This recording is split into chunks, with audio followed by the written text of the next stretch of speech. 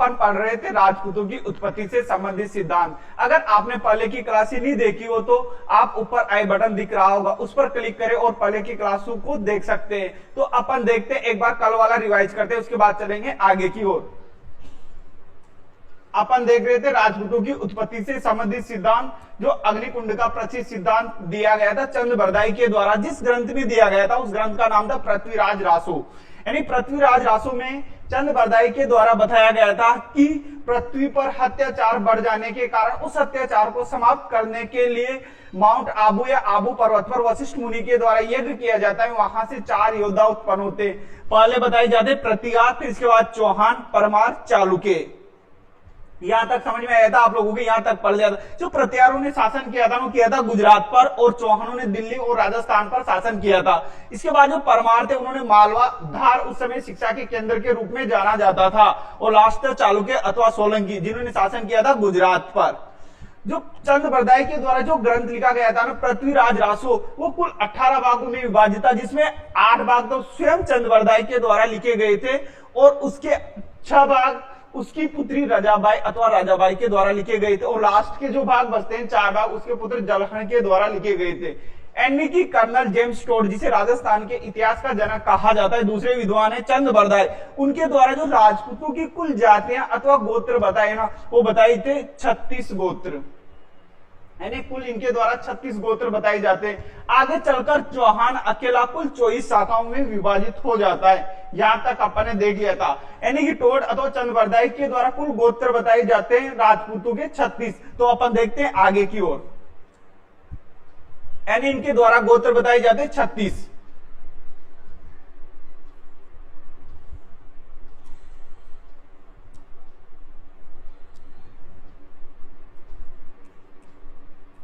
कुल गोत्र कितने बताए जाते हैं? 36।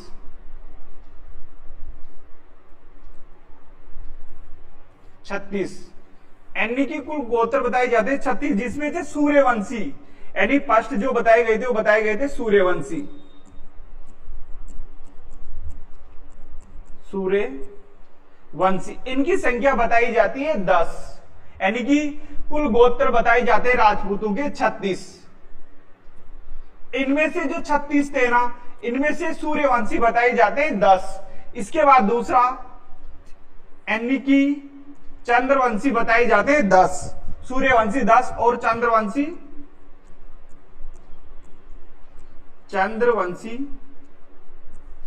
बताए जाते हैं 10 और सूर्यवंशी बताए जाते हैं 10। और जो 4 अपन ने अभी देखा था, 4 बताए जाते हैं जो उत्पन्न हुए थे अग्निकुंड से। 4 किससे उत्पन्न हुए थे? अग्निकुंड से। यानी कि 4 बताए जाते हैं अग्निवंश से संबंधित। और लास्ट बचता है जो बचते हैं कुल 12, यानी कि जो बताए जाते हैं ऋषि वंश से संबंधित।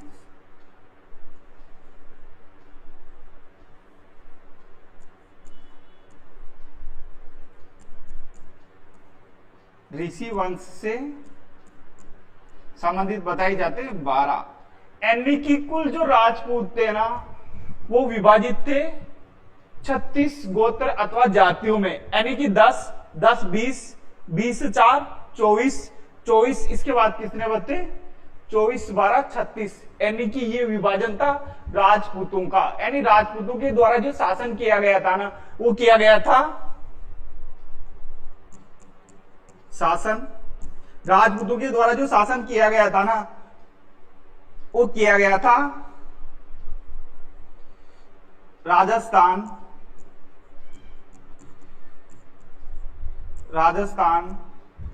राजस्थान के अलावा दिल्ली,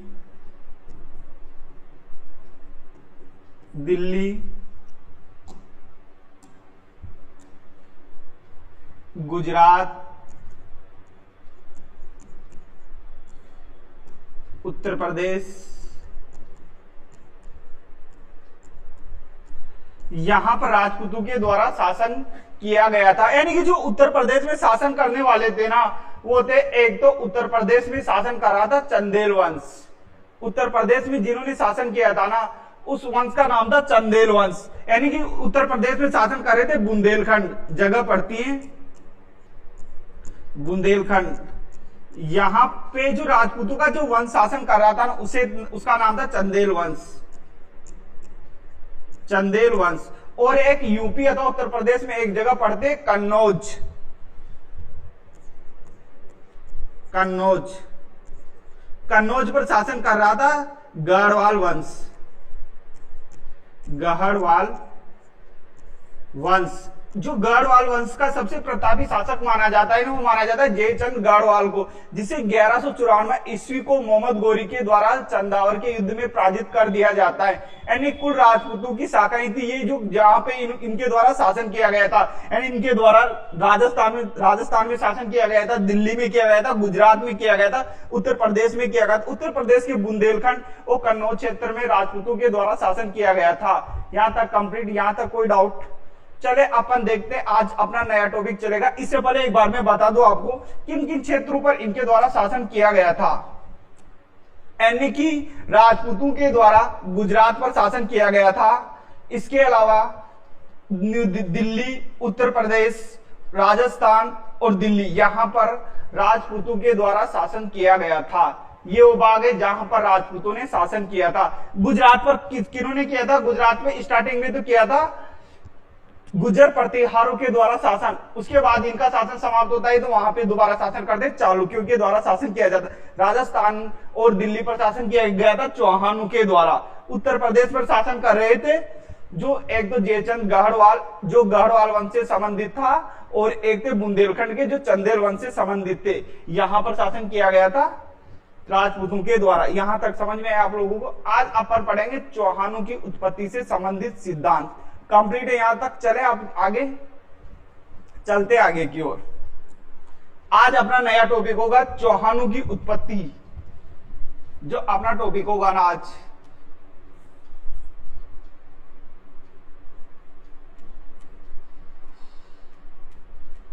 चौहानों की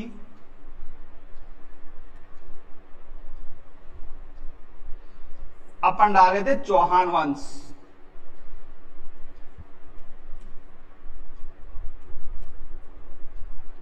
चौहान वंश अपना आज का नया टॉपिक है चौहान वंश। अपन चौहान वंश के अंतर्गत स्टार्ट करते हैं चौहानों की उत्पत्ति से संबंधित। तो देखते हैं अपन उत्पत्ति।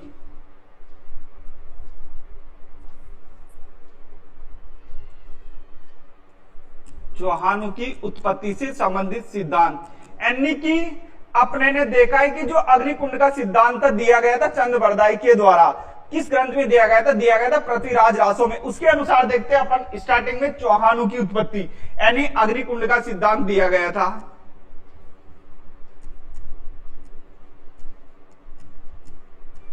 अग्निकुंड का सिद्धांत दिया गया था चंद्रबरदाई के द्वारा। चंद्रबरदाई के द्वारा जिस ग्रंथ में दिया गया था ना, उस ग्रंथ का नाम था पृथ्वीराज रासो। पृथ्वीराज रासो। इसमें बताया जाता है कि पृथ्वी पर जब अत्याचार बढ़ जाता है तो उस अत्याचार को मिटाने के लिए वशिष्ठ मुनि के द्वारा आबू पर्वत पर एक यज्ञ किया जाता है। वहां से 4 योद्धा उत्पन्न होते हैं। यानी कि माउंट आबू पर जब वशिष्ठ मुनि यज्ञ कर रहे थे, वहां पर कुछ राक्षसों के द्वारा उनकी यज्ञ में विघ्न अथवा बाधा डाली जा रही थी। तो उन बाधा उनको समाप्त करने के लिए उनके द्वारा 4 राजपूतों का जन्म किया जाता है। 4 योद्धाओं का उस अग्निकुंड से जन्म होता है। तो पहले थे गुर्जर प्रतिहार। अग्निकुंड से जो उत्पन्न होने वाले पहले योद्धा थे ना, वो थे प्रतिहार। प्रतिहार। और दूसरे थे परमार। तीसरे थे चालुक्य, चालुक्य अथवा सोलंकी। यानी कि पृथ्वी पर हत्याचार या पृथ्वी को हत्याचार से मुक्त करने के लिए वशिष्ठ मुनि के द्वारा आबू पर्वत पर यह किया जाता है। वहां से इनके द्वारा 4 योद्धाओं को उत्पन्न किया जाता है। स्टार्टिंग किया जाता है प्रतिहार, उसके बाद परमार, चालुक्य और सोलंकी। बताया जाता है कि इन तीनों के द्वारा जब पृथ्वी पर अत्याचार नहीं मिटाया जा रहा था, अंतिम रूप में जो अग्निकुंड से उत्पन्न हुए थे ना, वो हुए थे चौहान। यानी अंतिम समय में अग्निकुंड से जो वंश या जो योद्धा उत्पन्न हुए थे वो थे चौहान। यानी कि आपको याद रखना है कि लास्ट जो सबसे शक्तिशाली वंश था या कौन सा था, वो था चौहान वंश। यहां तक समझ में आया। यानी अग्निकुंड का प्रसिद्ध सिद्धांत दिया गया था चंद्रबरदाई के द्वारा पृथ्वीराज रासो नामक ग्रंथ में। पृथ्वीराज रासो नामक ग्रंथ 18 भागों में विभाजित है, जो अपन ने पहले देख लिया था पहले वाली क्लास में। अगर आपने पहले वाली क्लास नहीं देखी हो तो ऊपर आई बटन पर क्लिक करके आप पहले वाली क्लासे देख सकते हैं। यहां तक समझ में आ रहा। अपन देख रहे चौहानों की उत्पत्ति से संबंधित सिद्धांत। इसके अंतर्गत अपन ने पहला देखा अग्निकुंड का सिद्धांत, जो दिया गया था चंद्रबरदाई के द्वारा। जिस ग्रंथ में दिया गया था उस ग्रंथ का नाम था पृथ्वीराज रासो। उसमें जो पृथ्वी को अत्याचार से मुक्त करने के लिए या राक्षसों से मुक्त करने के लिए 4 योद्धा उत्पन्न किए जाते हैं वशिष्ठ मुनि के द्वारा आबू पर्वत पर। जो अंतिम आए थे ना योद्धा, वो थे चौहान। तो अपन देख रहे चौहानों की उत्पत्ति से संबंधित सिद्धांत। तो यानी कि जो चौहानों की उत्पत्ति से संबंधित सिद्धांत के अंतर्गत पहला सिद्धांत है अग्निकुंड का सिद्धांत, जो दिया गया था चंद्रबरदाई के द्वारा। यहां तक समझ में आ रहा आप लोगों के। इसके बाद अपन देखते हैं दूसरा सिद्धांत जहां से चौहानों की उत्पत्ति मानी जाती है। यहां तक कंप्लीट। अपन देखते हैं दूसरा,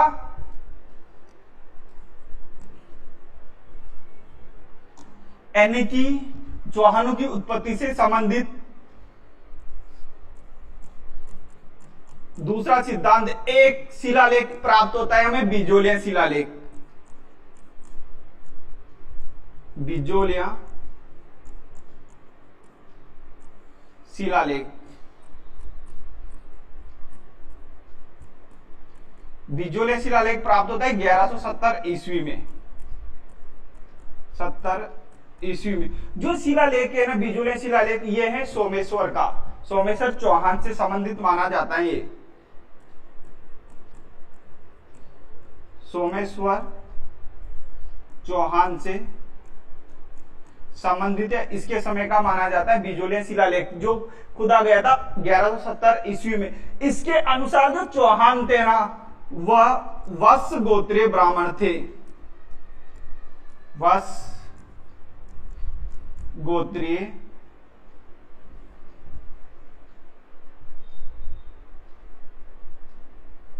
यानी कि जो चौहान थे ना, वो थे वत्स गोत्रीय ब्राह्मण।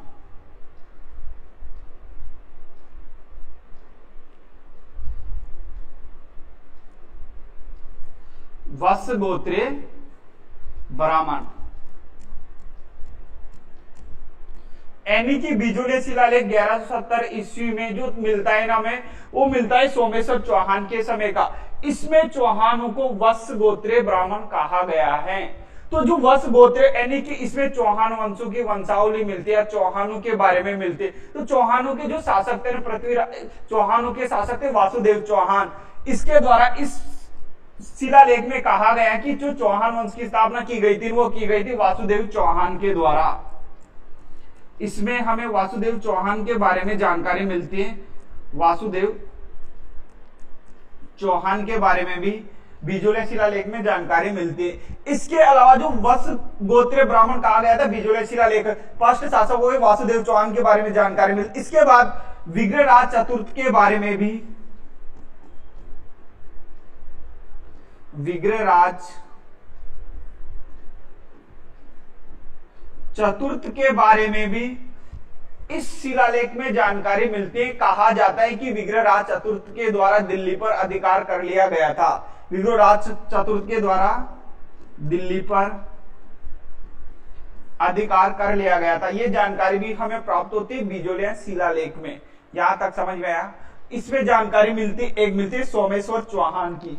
यहां तक कंप्लीट। अपन देख रहे हैं चौहानों की उत्पत्ति से संबंधित सिद्धांत। फर्स्ट सिद्धांत देखा था अपन ने चौहानों की उत्पत्ति से सिद्धांत अग्निकुंड का सिद्धांत दिया गया था चंद बरदाई के द्वारा। इसके बाद अपन दूसरा सिद्धांत देख रहे हैं चौहानों की उत्पत्ति यानी कि बिजोलियन शिलालेख जो 1170 ईस्वी का जो है सोमेश्वर चौहान का, और वत्स गोत्र जो बिजोलियन शिलालेख में चौहानों को बताया गया है वो बताया गया है वत्स गोत्रीय ब्राह्मण।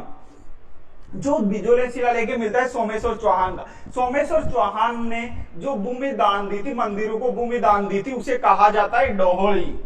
वर्तमान में भी जो मंदिरों को भूमि दान दी जाती है ना उसे कहा जाता है डोहली। ये जानकारी हमें जो प्राप्त होती है ना ये होते हैं बिजोलियन शिलालेख से।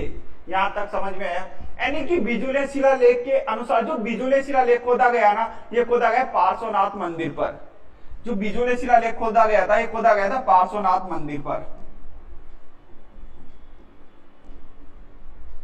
पार्श्वनाथ मंदिर पर। यहां तक समझ में आया आप लोगों को? यानी अगला जो एक विद्वान या इतिहासकार है गोपीनाथ शर्मा, वो बिजोलियन शिलालेख के अनुसार जो चौहानों की उत्पत्ति बताते हैं ना वो बताते हैं ब्राह्मण वंश से संबंधित। गोपीनाथ शर्मा के साथ मिल जाते हैं भंडारकर, वो भी जो चौहानों की उत्पत्ति बताते हैं ना वो बताते हैं कि चौहान ब्राह्मणों से संबंधित थे या ब्राह्मणों से ही आगे चलकर चौहानों की उत्पत्ति हुई। यानी कि आगे देख लेते हैं इस शिलालेख किस शिलालेख में गोपीनाथ शर्मा के द्वारा चौहानों को ब्राह्मण बताया गया। तो बिजोलियन शिलालेख के अनुसार गोपीनाथ शर्मा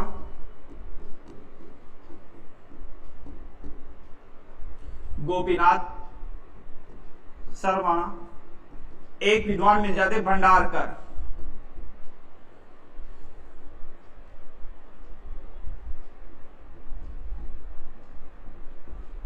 जो चौहानों की उत्पत्ति बताते हैं ना ये बताते हैं ब्राह्मणों से, क्योंकि ये दोनों इतिहासकार ब्राह्मणों से संबंधित थे। तो ये चौहानों की उत्पत्ति बताते हैं ब्राह्मणों से। यहां तक कंप्लीट आप सभी के समझ में आ रहा है? यानी कि बिजोलियन शिलालेख के अनुसार चौहान थे वत्स गोत्रीय ब्राह्मण, उसी के आधार पर गोपीनाथ शर्मा अथवा भंडारकर के द्वारा इन्हें बताया गया ब्राह्मणों से संबंधित। यहां तक इसके बाद राजस्थान के इतिहास का जनक कहा जाता है कर्नल जेम्स टोड को, जिसके द्वारा ग्रंथ लिखा गया था annuls and antiquities of Rajasthan. उसके द्वारा जो चौहानों को बताया गया ना वो बताया गया विदेशी, यानी कि टोड के द्वारा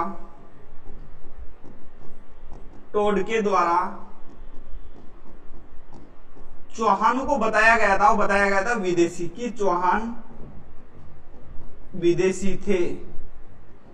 यानी कि अपन देख रहे हैं चौहानों की उत्पत्ति से संबंधित सिद्धांत। इसके अंतर्गत पहला सिद्धांत देखना था अग्निकुंड का सिद्धांत, वो दिया गया था चंद बरदाई के द्वारा दिया गया था अग्निकुंड का प्रसिद्ध सिद्धांत। उसमें बताया गया था कि जो चौहानों की उत्पत्ति हुई है ना वो हुई है अग्निकुंड से। अग्निकुंड का सिद्धांत दिया गया था चंद बरदाई के द्वारा पृथ्वीराज रासो नामक ग्रंथ में। इसके बाद अपन देख रहे बिजोलियन शिलालेख के अनुसार, जो बिजोलियन शिलालेख है ये है 1170 ईस्वी का, यह है सोमेश्वर चौहान का। तो सोमेश्वर चौहान के समय जो बिजोलियन शिलालेख में चौहानों के बारे में जो हमें जानकारी मिलती है उसमें कहा गया कि चौहान वत्स गोत्रीय ब्राह्मण थे। यानी इसमें कहा गया कि वासुदेव चौहान के द्वारा चौहान वंश की स्थापना की जाती है। यहाँ तक कंप्लीट। और इसी में जो विग्रहराज चतुर्थ का उल्लेख भी मिलता है, कहा जाता है कि विग्रहराज चतुर्थ के द्वारा दिल्ली पर अधिकार कर लिया जाता है। और सोमेश्वर चौहान के बारे में कहा जाता है कि इसने मंदिरों को भूमि दान दी थी। यहां तक समझ में आया? ये उल्लेख मिलता है हमें बिजोलियन शिलालेख के अनुसार। यहां तक कंप्लीट। इसके बाद गोपीनाथ शर्मा और भंडारकर बताते हैं कि जो चौहानों की उत्पत्ति इसी शिलालेख के अनुसार ये भी बताते हैं कि जो चौहानों की उत्पत्ति हुई है ना वो ये ब्राह्मणों से संबंधित है। जो चौहान है वो ब्राह्मण वंश से संबंधित हैं। यहाँ तक समझ में। इसके बाद एक विद्वान आता है कर्नल जेम्स टोड, जो बताता है कि जो चौहानों की उत्पत्ति हुई है कि चौहान विदेशी थे। कर्नल जेम्स टोड बताता है चौहानों को चौहान विदेशी थे। यानी कि अपन ने देख लिया पृथ्वीराज रासो नामक ग्रंथ लिखा गया था चंद बरदाई के द्वारा, जबकि पृथ्वीराज विजय नामक ग्रंथ लिखा गया था जयानक के द्वारा। यहां तक कंप्लीट। चले आगे की ओर। अब अपन देखते हैं चौहान वंश की स्थापना।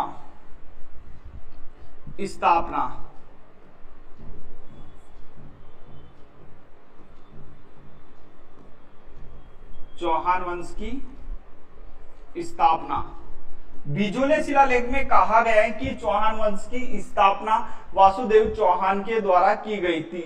यानी कि जो चौहान वंश की स्थापना की गई थी वो किसके द्वारा की गई थी? वासुदेव चौहान के द्वारा की गई थी। देखिए आगे की ओर।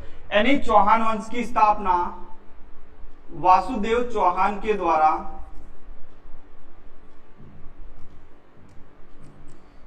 वासुदेव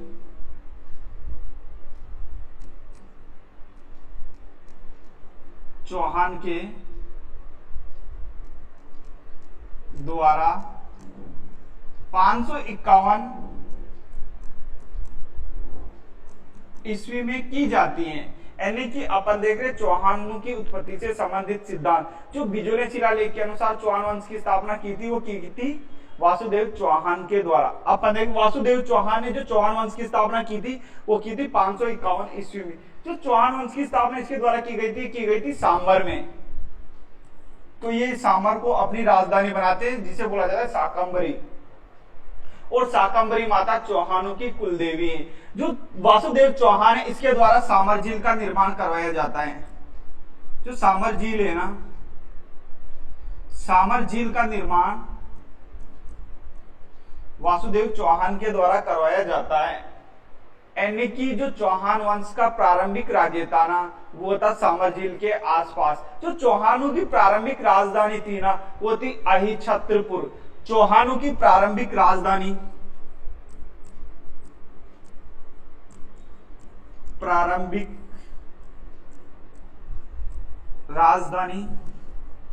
मानी जाती है ना वो मानी जाती अहिछत्रपुर।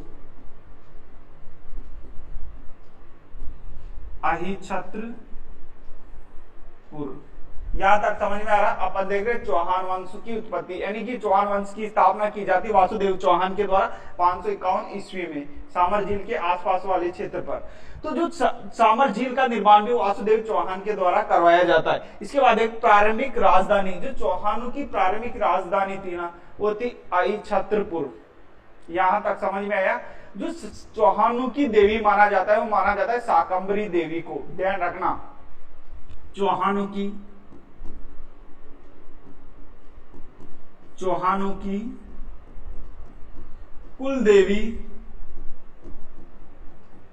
कुलदेवी जो माना जाता है वो माना जाता है शाकंभरी देवी को। शाकंभरी देवी को। यहां तक समझ में आ रहा है आप लोगों को। यानी चौहान वंश की स्थापना की जाती है वासुदेव चौहान के द्वारा 551 ईस्वी में।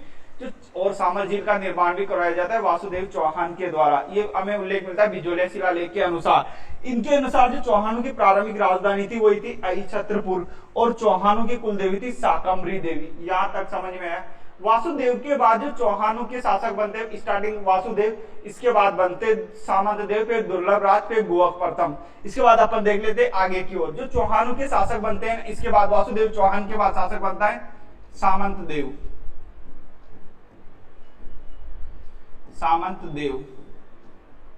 इसके बाद शासक बनता है दुर्लभ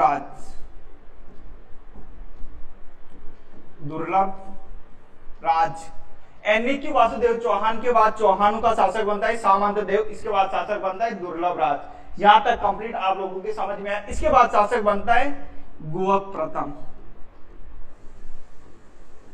गोवक फर्स्ट। यानी कि जो दुर्लभ राज था इसके समय मुस्लिमों का आक्रमण होता है और महिलाओं के द्वारा यहां पर जोर किया गया था।